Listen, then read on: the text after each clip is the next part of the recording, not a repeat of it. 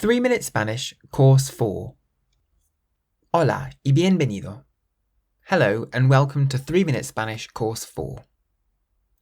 3-Minute Spanish Course 4 leads on from courses 1, 2 and 3, and it contains lessons 27 to 35.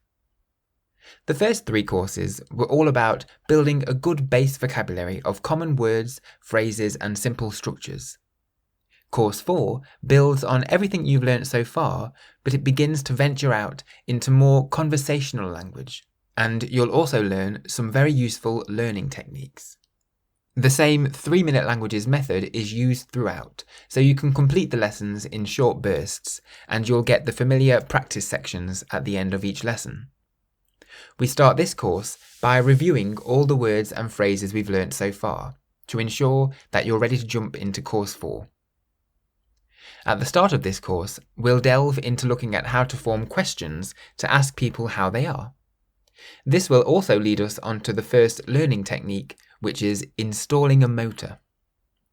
This technique will help to boost your confidence in speaking to people when you're in a Spanish-speaking country. Just like in the other courses, you'll be learning lots of vocabulary that you can add to your ever-growing wealth of linguistic knowledge, and you'll be given plenty of opportunities to put it all into practice. You'll learn some very useful adjectives, and you'll get some more vocabulary expansion sheets full of words and phrases for talking about parts of the body and medicine. Keeping on the theme of asking questions, we'll learn some new question words and some useful phrases to keep in our arsenal that will speed up how we speak. This will lead on to an extremely useful section called Building Structures.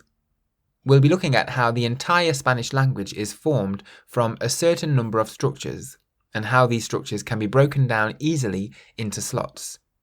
All we then have to do is put words into each slot, and you have yourself a sentence.